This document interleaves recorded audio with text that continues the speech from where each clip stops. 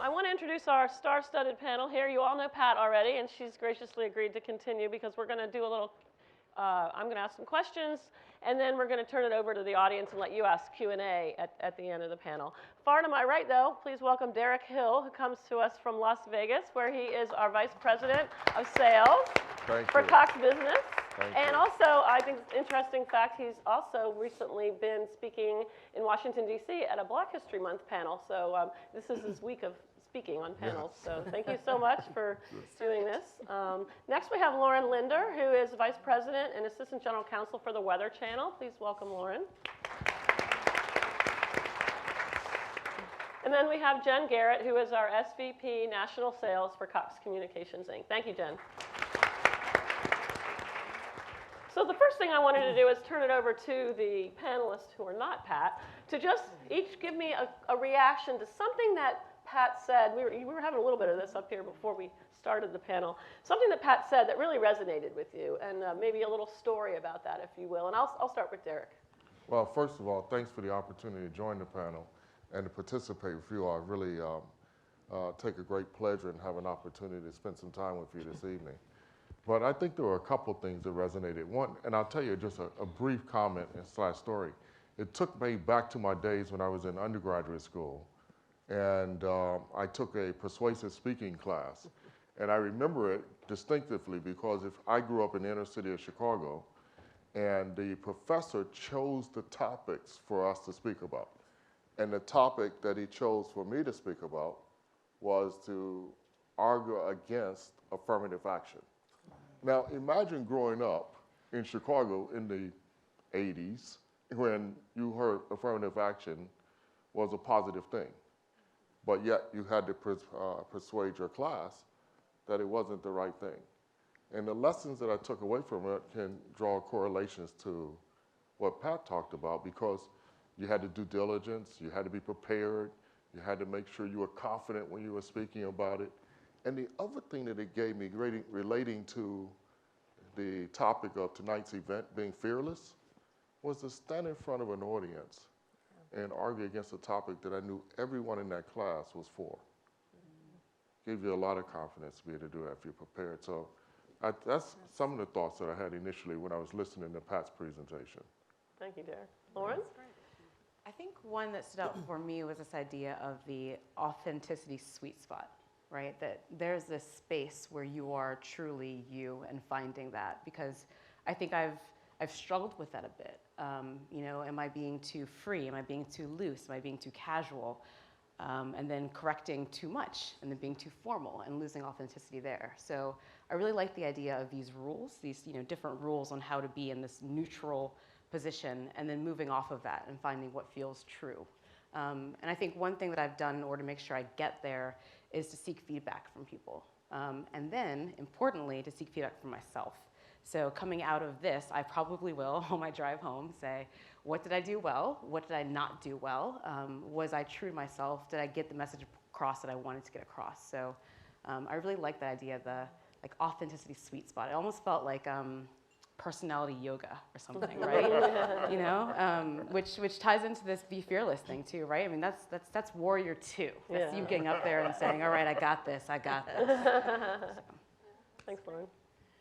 So first of all, I'm so happy to be here with all of you today. I feel very, very humbled to sit with a group of really wonderful communicators.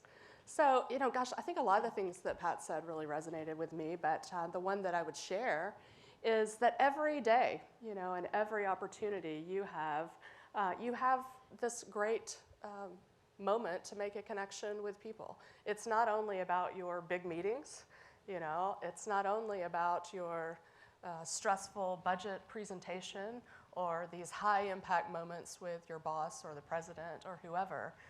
It's this every day walking down the halls that you have an opportunity to make an impression. And I'm reminded of some feedback that I received early in my career about people thinking that I was too busy, a little standoffish, and that I wasn't approachable. And I thought, that's everything I'm not, and I saw myself a very different way. And it turns out that the root of a lot of that feedback was that I was not connecting with people as I was walking down the hall. I was looking at my phone. I was on the phone, too busy to just make eye contact in an elevator or say, hey, how are you today? So don't be too busy to make an individual connection. I really love you reminding us of that. That's great. And that also translates to when you're in your office on a conference call by yourself and that temptation to be distracted by your inbox or your cell phone. And the people at the other end can hear that. They know that you're not as connected to them. So that's a great point. Thank you so much. So Pat, I'm going to now turn it to you and ask you a question because obviously you're an incredibly effective communicator and you are a professional. But at some point in your career, I assume you weren't. And so can you talk a little bit about your journey to becoming such an effective communicator? What did you do? How did you flex your muscles and train for this Olympic sport of communication? I am still on a journey. I don't think it ever stops, seriously. Wherever we start, we all move at different paces and we take detours, but I think part of the message is it's a lifelong journey. So I will tell you, very early in my career as a clinical speech-language pathologist, before I spent many, many years in healthcare, one of the stories that kind of relates to the question you just asked was that I was asked to speak at Grand Rounds, which at that time, and I won't totally date myself, but it was earlier than any of the dates that have been mentioned so far, was really a big deal. No non-physicians ever did that. And I put the weight of the world on my shoulders thinking, if I screw this up, nobody's ever going to get a chance to do this again. And, it was just, I did it to myself. It didn't show, but I was a basket case inside. And people were telling me, oh, good job, good job. And I was going, no, it was awful. You're just trying to make me feel better. And it wasn't until they asked me back the next quarter, it was a quarterly thing, that I thought, well, it couldn't have been that bad or they wouldn't have asked me to come back. But I still didn't believe it internally. So for me, the external was okay, but the internal wasn't. And I got to a point where I finally got enough evidence that it was actually coming across okay, and that took me for a while. That was okay. I coasted on that for a while. And then I reached a point where I said, I want to feel as confident as it's coming across. And that was the next step of a journey for me. And I'll tell you, the breathing stuff really works. I practice it all the time. So, that was one thing early on in terms of getting yourself some evidence. If I had known then what I know now, to be able to sort of gauge what I couldn't feel internally, it would have made that part of the journey probably a lot quicker. Thank you. Derek, you talked a little bit about taking the public speaking class, but what are some other things that you've done in your career to help really hone your communication skills? Well, that's a great question, Robin. Here's what I would share with you. And it's a little bit about what Pat asked earlier. If you've been in a meeting and you're thinking about, I want to ask that question, and then someone next to you asked that question, how'd you feel? You were like, that was my question, right? And so one of the things that has helped me is to be engaged. And so if I'm in a room and there's a meeting taking place, I don't sit on my idea or my thought. I ask that question. Because if I'm thinking it, I'm sure someone else is thinking it, and we're trying to solve a problem anyway. And so I believe in this philosophy that conversation crystallizes genius. And so we need to be engaged in those discussions. And so I would encourage each of you that if you're sitting in a meeting, and no matter who's in the meeting, don't be intimidated by a title or someone who's in a higher position. Ask the question. They want to know the answer. And so asking that question helps. So Robin, that's how I've been effective in my forms of communication, is being engaged. That's great advice. You're really leaning in every sitting. You're constantly leaning in. Great. Lauren, you talked about asking for feedback, which is a great way to improve your communication skills. Are there other things that you've done? Being an attorney, I imagine you've had plenty of practice to communicate as well, but some other things in the business setting that you've maybe worked on. Yeah, for sure. I think one thing that I find I have to do is people don't necessarily volunteer feedback. So you have to gather it on your own. So I frequently will look at somebody and say, okay, they're leaning in, they're nodding, they're with me, we're good. or they're sitting back like this, their arms are crossed, their heads cocked to the side, and they're not buying it. Or they're doing the quizzical thing, right? So I feel like a lot of what I'm doing is reading people's body language and then trying to adjust accordingly. And I liked what Pat was saying before also about being flexible. So I think that's the other big thing. So I, at the Weather Channel, on any given day, am talking to, say, I could be talking to talent about something. I could be talking to an associate producer who's fresh out of school. I could be talking to a senior vice president. I could be talking to outside counsel. The range of outside counsel is someone who is experienced in the area or someone who has no experience in the area. I could be talking to a Hollywood agent, and they all have different things, and you have to address them and deal with them differently. So you have to be really flexible in who your audience is, and if they're with you, if they're not, if you're offending them, if you need to fluff their ego, where are they? And even, unfortunately, some people can change in 1 minute. I have one person who wants to know all the law, all the statutes, all the case law, everything else in 1 minute. And in another, you got to give headlines. You got to give the highlights. And so I try to have prepared both in my head. If you're going to go deep into it, here's everything. I can give you examples. And if I know that you're going to have 5 minutes or there's a chance you're going to get a call, I can sum it up and give you my elevator pitch. So I guess I would sum that up as be flexible. And also, I up-talked there. That was terrible. Be flexible. Be flexible. Be flexible, and also pay attention and read your audience. And the key is self-awareness. Right. Because that's how we coach ourselves, and there was nothing wrong with that. But that's part of it too. Yeah, well, it sounds like you have a lot of EQ, emotional intelligence, that you bring to your listener awareness. I hope so. I hope so. And if not, I feel like there are people who will tell you. If you have good friends who will say, they were not into that. You're like, oh, okay, all right. Yeah, and I've mentored folks from time to time who have been working on communication, and I always suggest that they find a close, trusted confidant in a meeting with them who they can say, would you please watch and listen to how I'm doing this meeting and give me some constructive feedback. And remember, feedback is a gift, so you have to be willing to receive it, right? And I think that's a really good way that you can learn what you need to be working on, what you're doing well, and what you can continue to work on a little bit. Hey, Jen, how about you? Have you done some things over the years that have helped you become such a great communicator? Well, I think in addition to things like asking for feedback, first I would say that is just really very important. I have absolutely asked for feedback. I've not liked the feedback that I've gotten sometimes, but I've had to be willing to be open to it. Exactly.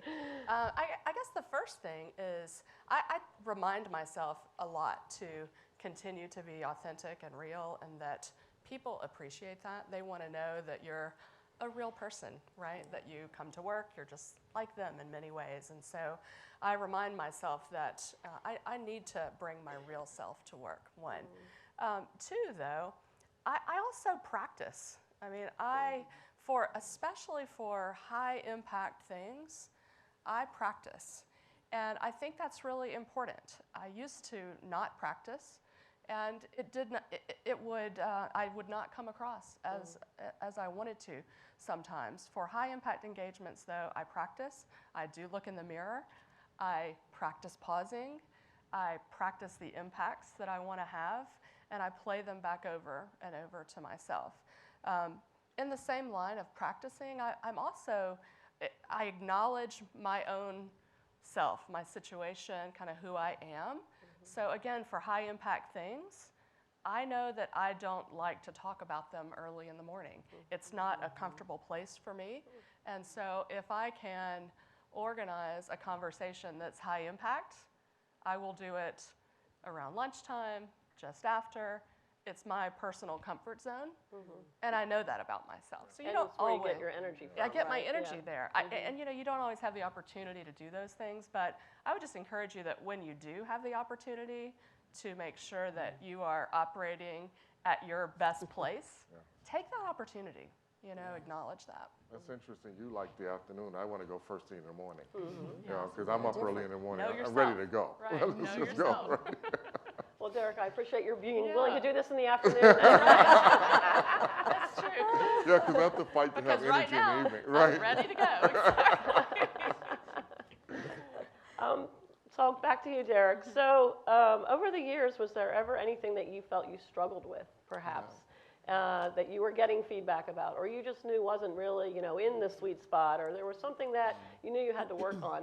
Tell us a story, bare your soul, for all of our thousands of members here, and let us, because it really does help to know that you guys are real people, right? I mean, you weren't always this great. And it's nice I'll to be able to share a quick relate. story with you. I remember my first public speaking opportunity, and I had 15 minutes on the agenda. And so I spent the entire few weeks just crafting out what I wanted to say. I had it just completely laid out. I was ready. Talk about practicing. I had music playing in my head. I had a rhythm going. I knew exactly what I was going to say. I knew where I would pause, make inflections and things of that nature. And I got in front of this room of about maybe 500 or 700 people in the room. And I finished that 15-minute speech in 3 minutes. And I kind of looked over at the person who was running the meeting, who was looking at me at this point going, they were like this. Yeah, you've got more time. And I was giving them a look back like, I'm out of words. Which, it was just amazing. And so through that process, of doing this over and over and over, and one of the things that I do with people that I mentor in organizations who maybe struggle with public speaking is share that story with them, because you're exactly right. We weren't all born with a natural gift to be able to do it, and I don't think I have a natural gift to do it. I think I have to practice at it. And I think get comfortable around speaking in front of large groups and talking to them. And I took that lesson away. The next time, Derek, just be a little bit more relaxed, calm, pause, slow down, and then eventually you get a lot more comfortable with doing these types of things. That's really interesting. You've certainly mastered that, because I've always thought of you as someone who's very measured in your cadence and not anyone who's rushing through. So, Jen, something that you worked on in your career. All right, I think I shared one earlier. I'll share another. I mean, first I would just say I'm a work in progress, just like Pat commented. I continue to work on my communications as we all do, right? I mean, it's absolutely a work in progress. I'll share with you a story, though, early in my career at Cox, actually. I had a boss. His name was Gary. Some of you may know him. I worked for him in Virginia. And he would continually say to me, "Speak up. Can't hear you. Speak up." And I'm like, I know that I don't have a projection problem, but maybe I do. And sure enough, he was right. I wasn't stopping to breathe, some of the things Pat said earlier, and I would lose my projection. And he didn't know how to articulate that I needed to stop, pause, slow down. I have a lot of energy. I like to say a lot of things, and I will get going way too fast sometimes. And he was saying to me, hey, you need to slow down and project, but he wasn't articulating it like that. And so anyway, I asked a few others, why does Gary keep telling me to speak up? Can you not hear me? And I was actually able to get more concrete feedback from somebody else that I asked. And sure enough, I had a problem with projection. And it was solved through doing some of the things that Pat talked about earlier. Pausing, taking deep breaths, making sure that I'm projecting accordingly. And I remind myself still, to do those things. And it's very helpful. That's great. Lauren, anything that you've worked on besides being in that sweet spot? Oh, definitely. I think, so speaking and communicating is a big part of what I do.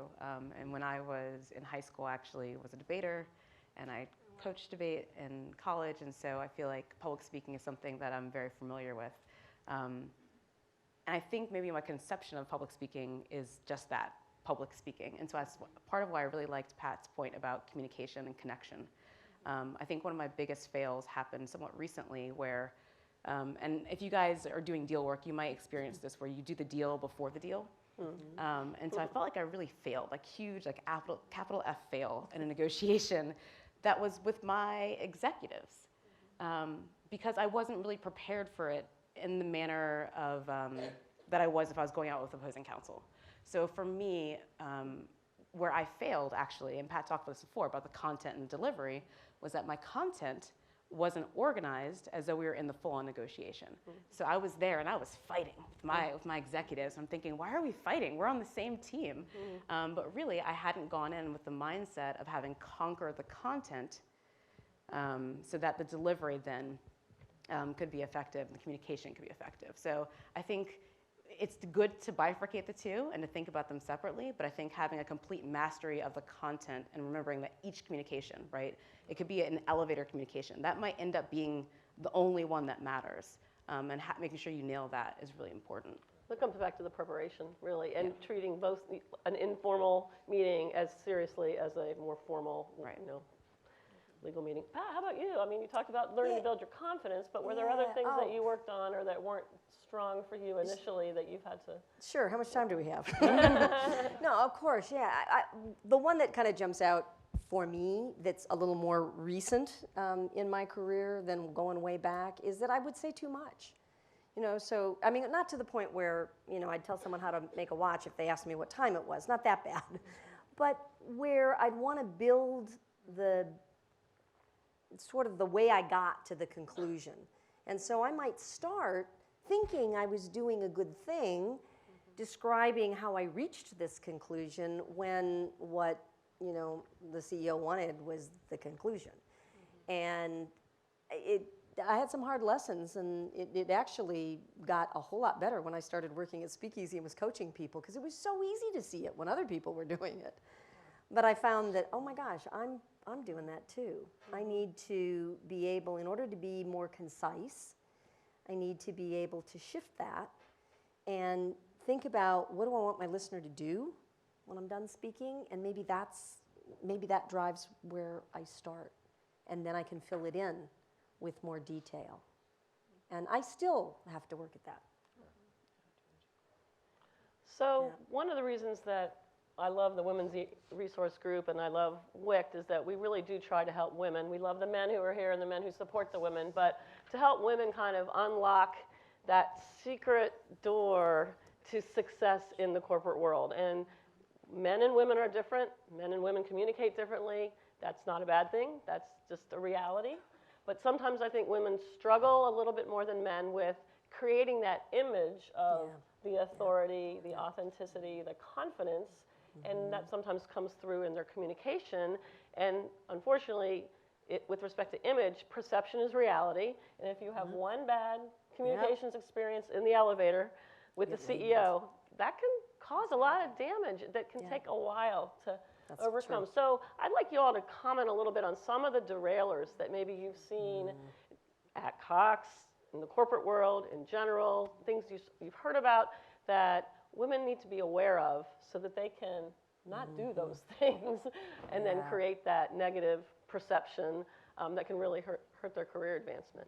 I'll start with one that is kind of the obvious one, is when you start a sentence with, well, this may be a stupid question, but, or I don't know if someone already thought about this, but it's that clause in the sentence that really suggests that you don't have confidence, or you're undermining your own statement that's going to follow after the but, right? So get rid of those types of clauses. Yeah. Launch right into the, is this going to work? Have you thought about this? Rather than, oh, this might be a stupid question, but have you thought about this? It really undermines your effectiveness. Derek, can you think of anything that you've seen people do or that you know people do? Or? Well, I think it crosses gender, but, and I think, Jen, you may have touched on this a little bit, but being authentic. You've got to show up and be authentic. I think earlier on I watched people in their careers, including myself, when you had an opportunity to make a presentation to someone and you tried to emulate a different style or something to get your message across. And I think people see through that. I think you have to be yourself. And then I think you need awareness. I think you have to have some awareness around the content and the message and the audience that you are speaking to. And then the third thing that I would say is listening. If we're going to make true connections, we have to listen. And sometimes when we are speaking or in conversations, we're so busy and so anxious to get our thought across that we missed the thought that was coming back, which would have given us a chance to reposition, even in a more value-added way, our initial thought.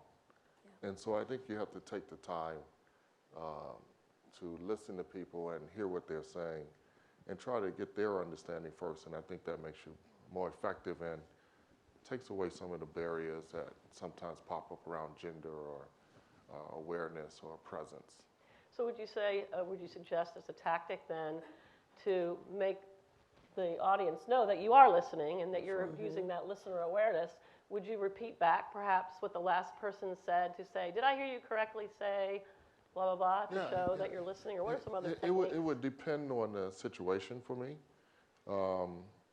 If I were in a meeting and I wanted to confirm it, I may ask them something like, have I answered your question for you? Or did I miss something?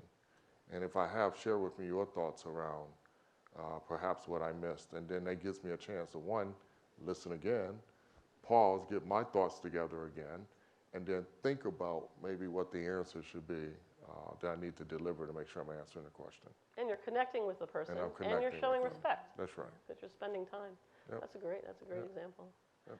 Can you think of anything, Lauren, that you've seen in the corporate world, whether at Weather Channel or not? Sure. I think one thing, and this irks me a little bit personally, is when people speak just to speak. I think it's okay. Well, because we talked about the pause before, right? Like the power of the pause. And I think there's also some power to not speaking. And I think it's okay if someone else said your idea. The most annoying thing to me is when someone goes back and says, I also had that idea. Yeah. And yep, I just also had that idea. I mean, great, and I think Derek was speaking to this earlier. If you've got a business case, if you've take a step back and think about how does this help or hurt the situation. If it's completely neutral, if it's not adding or taking away, you just want it to be present. I don't know if Sheryl Sandberg, this goes against lean in, but I don't think it's worth speaking just to talk. That's right. Yeah. Because I think that sometimes then when you do speak up, people are like, oh wow, that was very thoughtful, and they don't volunteer things just to have the air be consumed. Jen, I know you have a good example that we talked about earlier, if you're willing to share it. I'll be glad to. Put you on the spot. Sure. And this builds on, I think, some of the things that you're saying, actually. And I absolutely do think that women, like you said, often do have a challenge bringing their authority to bear, right? And just getting their own sense of confidence. I see it. And it's something that, we all need to work on, right?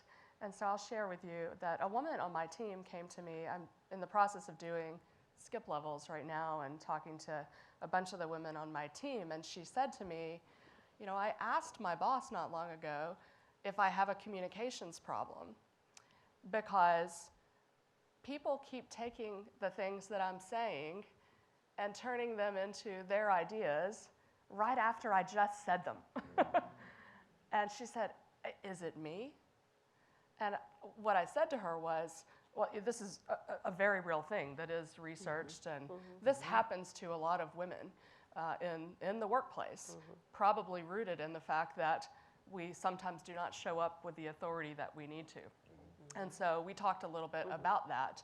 But I also shared with her something that I've been doing for a few years, and I do this with a few other women, and it's working really well.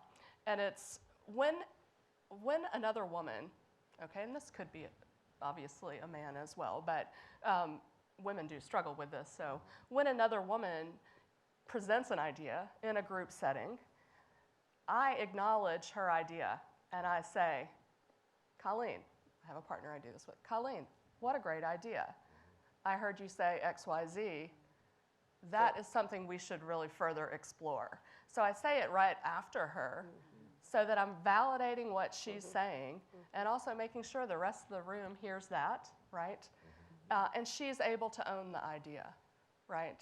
So I particularly love that, and I have found that it's working, for me. But that is something, though, I think, again, the root cause is we're not owning our own space and authority.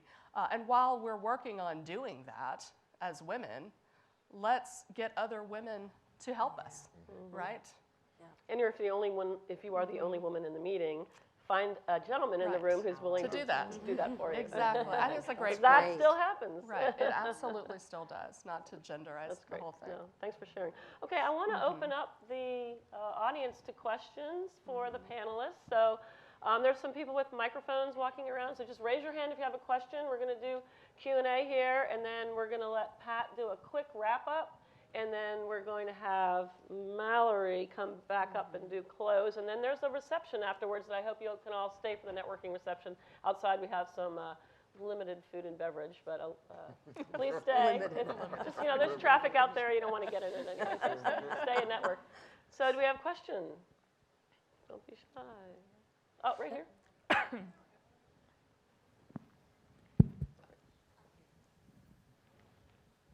Hello, my name is Lauren.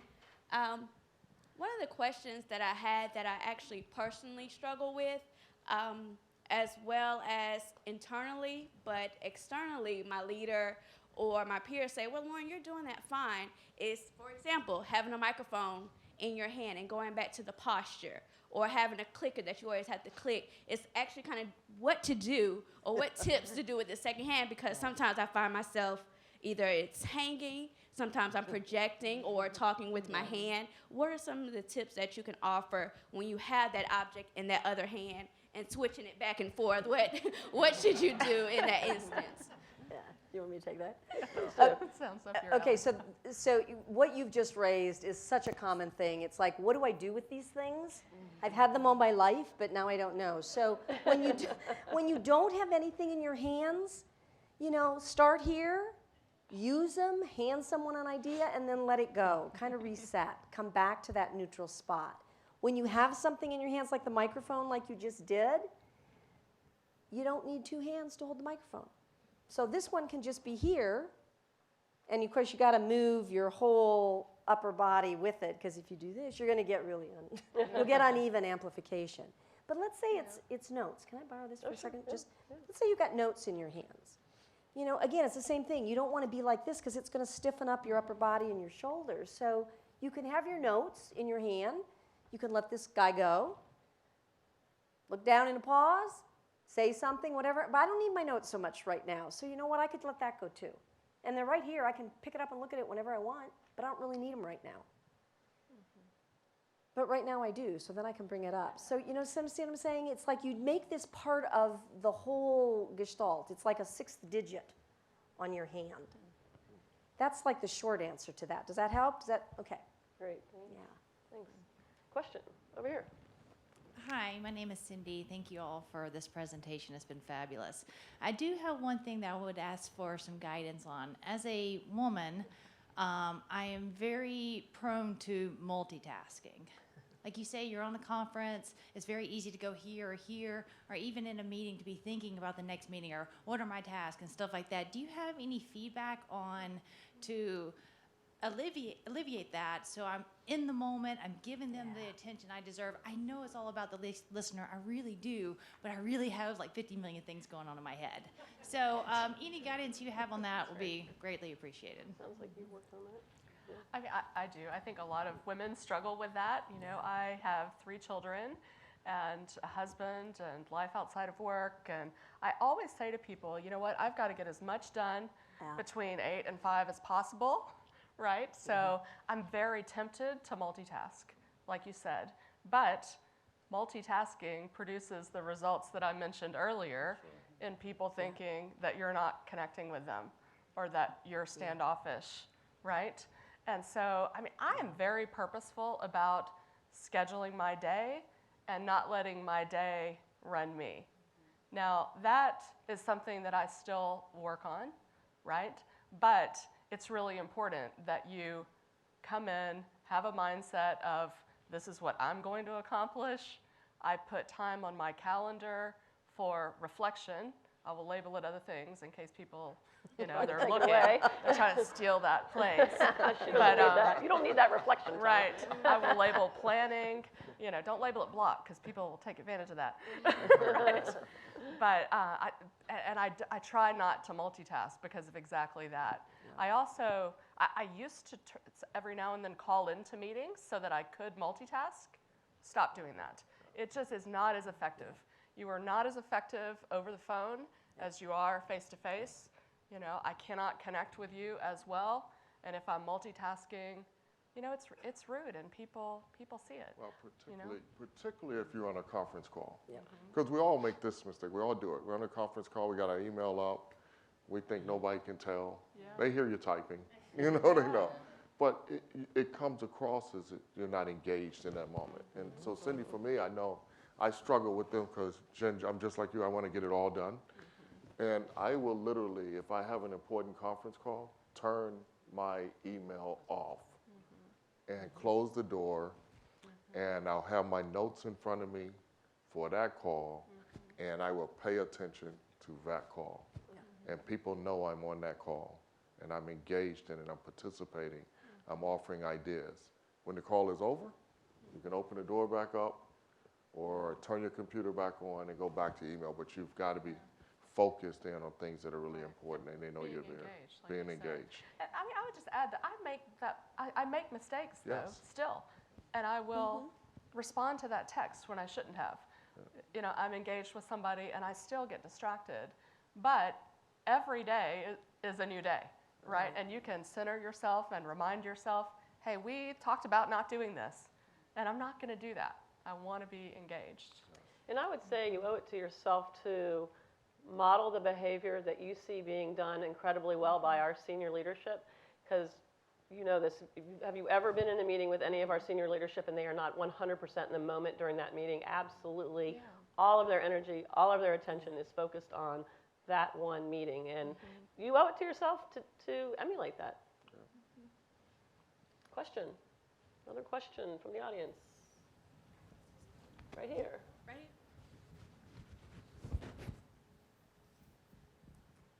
Hi, my question is it's on physicality. So when you were talking earlier, you were talking about when you're standing and you're talking be comfortable, your legs, you know, shoulder width apart. When you're sitting down, when you're sitting on stage as you guys are in a panel, or you're sitting at a table, sometimes, and I noticed everybody when you guys first sat down, all of your legs were crossed and it felt a little tight, but you guys have opened up more. Are there sort of some techniques towards sitting down in a meeting with how you present yourself and how you engage? Because a lot of the times we're at a table, or you're in a panel. So what are those suggestions you might have? Please do. Yeah. All right, so same kind of principles, alignment of your body. If you're at a table, so let's just pretend there's a table here.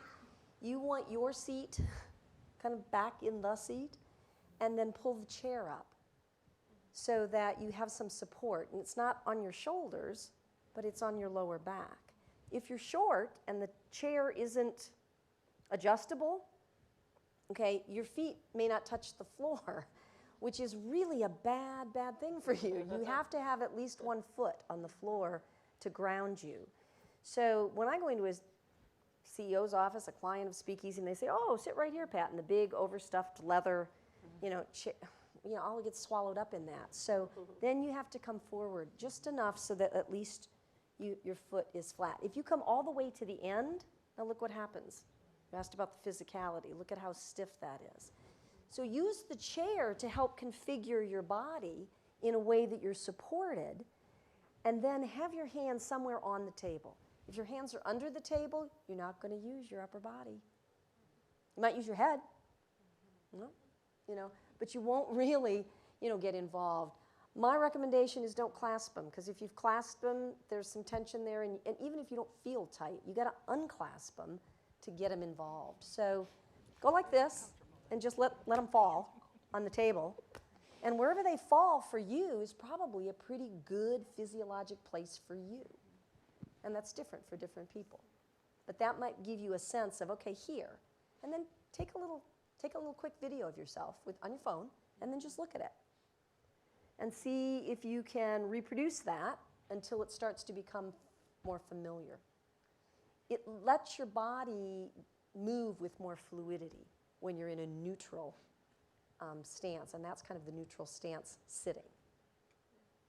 Pat, I'm interested what you think about this. I've read in several, women's publications around things like taking up space, Yeah. that is very helpful. Right. I naturally do that anyway. I just come in and, I spread out. I don't know, it's me. But what do you think about that as a woman? Yeah, I think in theory, it's absolutely good. You want to use space, especially if you are very petite. Yeah. If you don't use much space and all your hand movements are like here, you're going to look like T-Rex, I mean, you need to open up, and because it makes you look more relaxed. But if it's forced, then it looks contrived. I have been told that it's good to use, it just gets theatrical or something. Right. Then it doesn't work because it's not authentic. So, but this notion overall of using the space, think of it as using the space in front of you. It doesn't have to always be this, which is where it starts to feel like it's a technique. Yeah. But if you use the space in front of you, now what you're doing is you're closing the gap between you and your listeners. And I think for most women especially, but I do think this is true for everybody, it helps you kind of get into that more comfortable place where you're not thinking about it, because that's when it's the most natural. So pay attention to what you're doing when you're talking with your family or close friends and you're having a cocktail or a beer and you're having a discussion about your vacation. And just notice, what did I just do with the space? And then note that. And this is why it's a journey, because it's little incremental little steps. So yes, Interesting. but not in a technique way.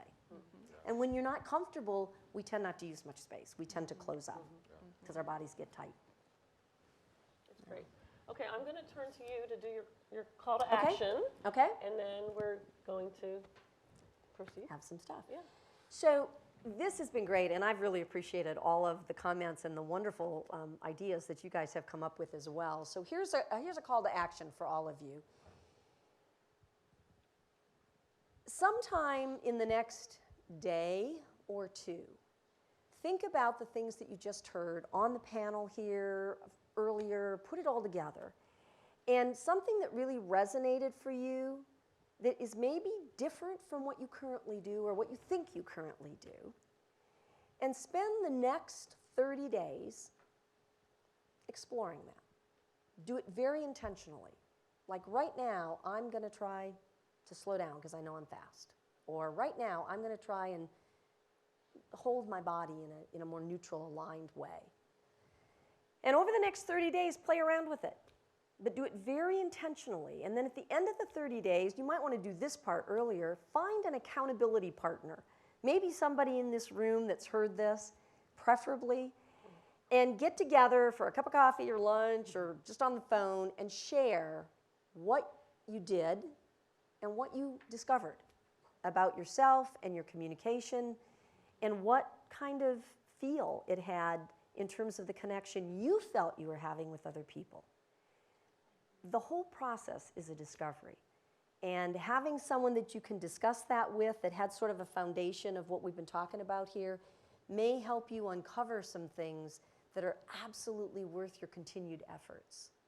So that's my challenge to you, to put this into action. Don't leave it sitting in this room when you walk out. Make that commitment to yourself right now. Thank you, Pat. Let's give the panel a round of applause, please. Thank you.